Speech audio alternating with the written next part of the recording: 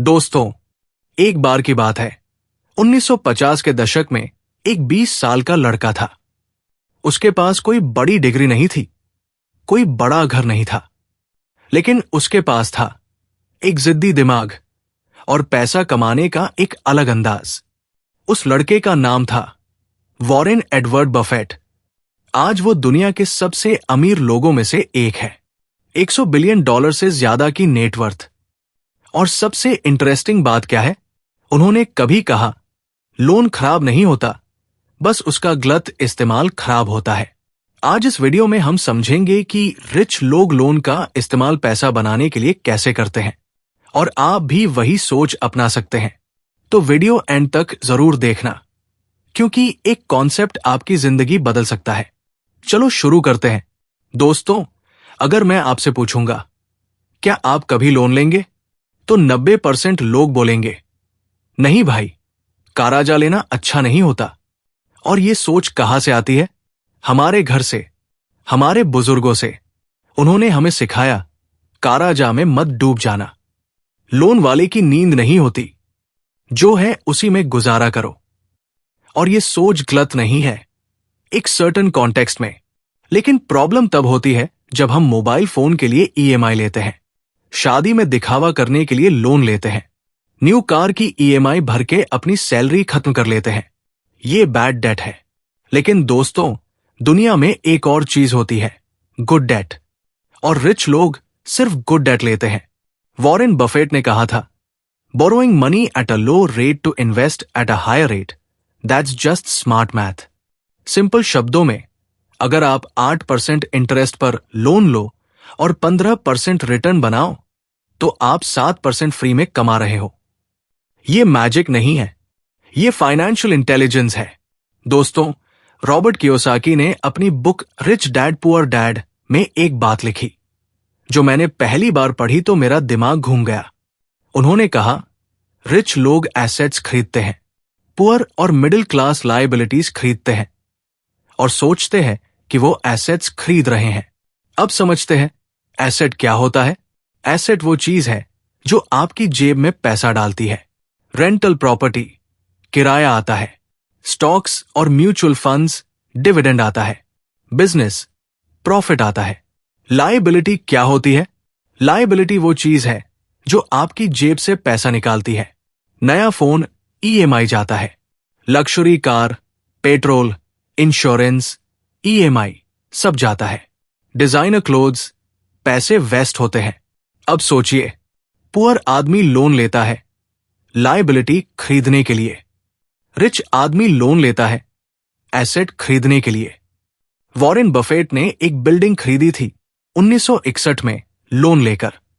वो building rent पर देते थे, किराए से लोन भर दिया और बिल्डिंग फ्री में मिल गई। यही है डेट से एसेट बनाना। क्या आप भी ये कर सकते हैं? बिल्कुल कर सकते हैं। दोस्तों, पैसे की दुनिया में एक सबसे बड़ा फर्क माइंडसेट का है। मैं आपको 3 माइंडसेट शिफ्ट्स बताऊंगा जो रिच लोगों को अलग बनाती है। पहली शिफ्ट, मैं अफोर्ड नहीं कर सकता वर्सेस मैं कैसे अफोर्ड करूं। एक आम इंसान जब कोई महंगी चीज देखता है, बोलेगा यार इतनी महंगी है, मैं अफोर्ड नहीं कर सकता। वॉरेन बफेट जैसा इंसान बोलेगा, मैं इसे अफोर्ड करने का रास्ता कैसे निकालूंगा। ये एक छोटा सा फर्क एक बहुत बड़ा रिजल्ट देता है। पहला सवाल आपका दिमाग बंद कर देता है, दूसरा सवाल आपका दिमाग खोल देता है। दूसरी शिफ्ट, पैसा बचाना वर्सेस पैसा ग्रो करना। गरीब आदमी सोचता है जितना कमाऊं उतना बचाऊंगा। रिच आदमी सोचता है जो बचाऊं उसे इन्वेस्ट करूंगा ताकि वो मेरे लिए काम करे। वॉरेन बफेट ने 11 साल की उम्र में पहला स्टॉक खरीदा था। 11 साल की उम्र में उनका पैसा उनके लिए काम करना शुरू हो गया था, जब बाकी बच्चे गिल्ली डंडा खेल रहे थे। कंपाउंड इंटरेस्ट के बारे में उनका कहना था, compound interest is the 8th wonder of the world. He who understands it earns it, he who doesn't pays it. तीसरी शिफ्ट, एक नौकरी, एक income versus multiple income streams. Rich लोग कभी एक इनकम सोर्स पर डिपेंड नहीं करते। वॉरेन बफेट के पास है बर्कशायर हथावे के shares, real estate investments, insurance companies, consumer brands. आपके पास भी हो सकता है एक नौकरी जो प्राइमरी इनकम दे, एक साइड बिजनेस जो सेकेंडरी इनकम दे, म्यूचुअल फंड या सिप जो passive income they. Rule of thumb यह है, रिच लोग कम से कम 3 इनकम सोर्सेज रखते हैं। अब बात करते हैं प्रैक्टिकली आप गुड डेट कैसे इस्तेमाल कर सकते हैं। पहला एग्जाम्पल, होम लोन सही तरीके से। मान लो आप एक फ्लैट खरीदना चाहते हो 50 लाख का। गलत तरीका यह है, पूरे 50 लाख का लोन लो, ईएमआई भरो, फ्लैट में खुद रहो, कोई इनकम नहीं।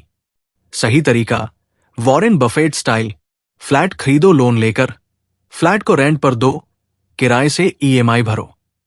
15 से 20 साल में फ्लैट फ्री हो जाता है और प्रॉपर्टी की वैल्यू भी 2 से 3 गुना बढ़ जाती है। आपने लोन से एक एसेट बनाया, लायबिलिटी नहीं। दूसरा एग्जाम्पल, बिजनेस लोन। मान लो आपके पास एक छोटा बिजनेस आइडिया है, 5 लाख चाहिए। गरीब माइंडसेट बोलेगा पैसा नहीं है तो बिजनेस नहीं कर सकता। रिच माइंडसेट बोलेगा 5 लाख का लोन लूंगा, बिजनेस शुरू करूंगा, प्रॉफिट से लोन भर दूंगा और बिजनेस मेरा ही रहेगा।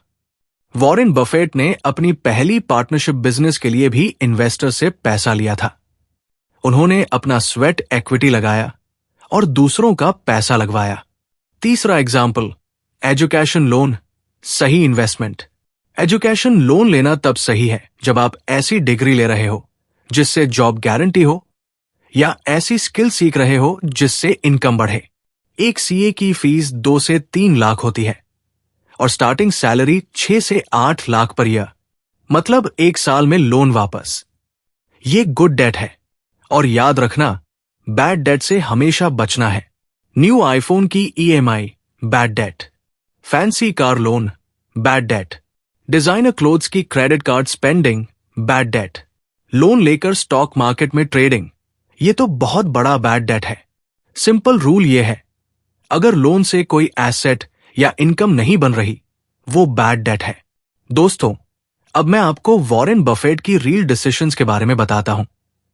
वॉरेन बफेट आज भी उसी घर में रहते हैं जो उन्होंने 1958 में $31,500 में खरीदा था। 2024 में उस घर की एस्टिमेटेड वैल्यू है $1.4 मिलियन, लेकिन वो उसी में रहते हैं। क्यों? क्योंकि उनका कहना है, do not save what is left after spending, but spend what is left after saving. पहले बचाओ फिर खर्चो। ये एक सेंटेंस करोड़ों का फर्क कर सकता है। 1988 में वॉरेन बफेट ने कोका कोला में $1 बिलियन से ज्यादा इन्वेस्ट किया। लोगों ने सोचा, पागल हो गया क्या, इतना पैसा एक ड्रिंक कंपनी में। 2024 में वो इन्वेस्टमेंट $24 बिलियन से ज्यादा की हो गई और हर साल डिविडेंड आता है $700 मिलियन से ज्यादा का। लेसन ये है, सही जगह पर पेशेंस के साथ लगाया पैसा डेकेड्स में मिरेकल करता है। और अब बफेट का सबसे अमेजिंग ट्रिक जो बहुत कम लोग जानते हैं, इसका नाम है float strategy. Berkshire Hathaway insurance companies खरीदती है। इंश्योरेंस कंपनीज को पहले प्रीमियम्स मिलते हैं और क्लेम बाद में। इस बीच का पैसा, जिसे फ्लोट कहते हैं, बफेट इन्वेस्ट कर लेते हैं। मतलब दूसरों के पैसे से इन्वेस्टमेंट और प्रॉफिट अपना। यह टेक्निकली एक तरह का लोन ही है, जीरो कॉस्ट पर। जीनियस है ना? दोस्तों, अब मैं डायरेक्टली आपको 5 चीजें बताता हूं जो आज से शुरू कर सकते हैं। पहली बात, फाइनेंशियल एजुकेशन शुरू करो अभी। बुक्स पढ़ो, rich dad poor dad, the intelligent investor, psychology of money. Knowledge सबसे बड़ा एसेट है। दूसरी बात, अपना पहला सिप शुरू करो, चाहे $500 से। $500 भी कोई चीज नहीं लगती, लेकिन 30 साल में कंपाउंड होकर लाखों बनता है। शुरू करो आज, कल नहीं। तीसरी बात, बैड डेट से दूर रहो। क्रेडिट कार्ड बिल पूरा भरो, मिनिमम नहीं। लक्जरी चीजें लोन पर मत खरीदो। अपनी नीड्स और वांट्स में फर्क करो। चौथी बात, एक स्किल सीखो जो इनकम लाए। Coding, graphic design, content creation, digital marketing, कुछ भी। एक्स्ट्रा इनकम मतलब एक्स्ट्रा इन्वेस्टमेंट, मतलब ज्यादा वेल्थ। पांचवी बात, इमरजेंसी फंड बनाओ पहले। 3 से 6 महीने की सैलरी कैश में रखो, ताकि कोई इमरजेंसी आए तो लोन न लेना पड़े। सिक्योरिटी पहले, इन्वेस्टमेंट बाद में। दोस्तों, वॉरेन बफेट एक एलियन नहीं है। उन्होंने कोई रॉकेट साइंस नहीं की। उन्होंने बस सही सोच रखी और सही डिसीजंस लिए बार बार। आज जो बात हमने सीखी, लोन बुरा नहीं, उसका गलत इस्तेमाल बुरा है। रिच लोग लोन से एसेट्स बनाते हैं। माइंडसेट सबसे पहले चेंज करना होगा। और कंपाउंड इंटरेस्ट आपका सबसे अच्छा दोस्त है। याद रखो, every master was once a beginner. आप भी शुरू कर सकते हैं आज से, अभी से।